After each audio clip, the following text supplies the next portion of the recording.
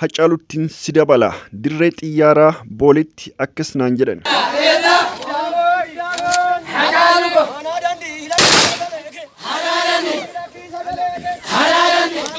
Ji'oota 8 booda icciitii tokko uummata Oromootti himuuf murteessee jira.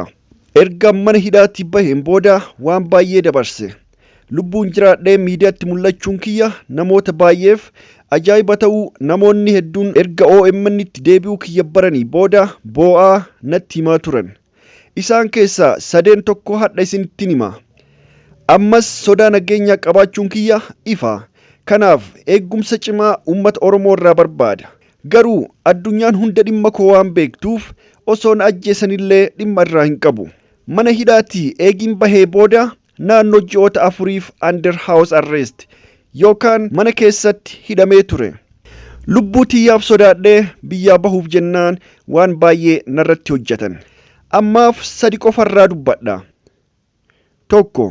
Qaamoleen nageenya mootummaa yookaan security intelligence yeroo 3 ol dirree xiyyaaraa boolee irraa na deebisuun imala an Dubaay fi Keeniyaa dabalatee bakka biratti godhuuf ture na jalaa haqan.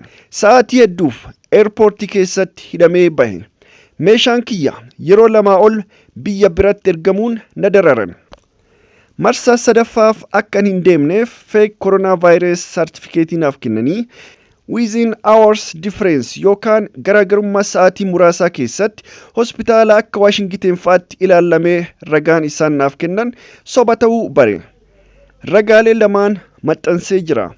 Ka isaan positive naan jedhan dhiyootuu maxxansa bira qabaa ilaala. 2. Qaamoleen nageenya mootummaa na hordofuun konkolaataan an keessa jiru erga rukutanii booda hancufa fuulatti na tufuun arrabsoo garagaraa naan jedhanii natti roorrisan. Tahafte gaafa barri darbe dubbadha. 3. Ragaa kiyya kan Yuunivarsiitii Finfinneetti BA in Political Science inde International Relation itti baafadhe na dhoowwatan. Digirii koo kan jalqabaa Yuunivarsiitii Maqalee irraa, maastersii kiyya immoo Yuunivarsiitii Finfinnee irraa gaazexeessummaan qaba ture. Dabalataan digirii biraa yookaan digirii 3ffaa Yuunivarsiitii Finfinneetti Political Science barachaa turus ragaa kiyya akkam fudhanne na dhoowwuun digiriif maastersii koo isa gaazexeessummaa lamaan qabadhee keessaa baqadhe. Lubbuu tiyyaaf waan sodaadheef karaa daangaati yookaan boordera qaxxaamuree biyyaa bahuuf dirqame. Akka lubbuun jiraadhee hadha gahuuf warra haala mijeessanii biyyaa na baasan hunda baay'ee galateeffadha. Jaarmiyaan mirga gaazexeessitootaa yookaan CPGN qarshii biyyaa bahuun 100,000 ol naaf arjoome. OMN hanga dhumatti cichee waan hedduu naaf ta'e.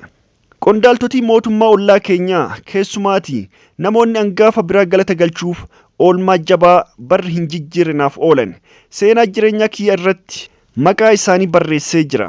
Yeroo ammatti garee gaazexeessitoota miidiyaalee addunyaa kanneen akka Aljeeziraa Ingilish warra mirga namoomaaf poolisii idil addunyaa Interpol warra biyya kanaa waliin ta'uun sirritti quba na qabu. Tahafte gaafa barri darbe dubbadha. Ragaalee maxxanse ilaaluu dandeettu. Namni rabbiin jiru garuu walirra hin jiru jedhuu mitiire jechuun guyyoo waariyoo fuula Facebook irratti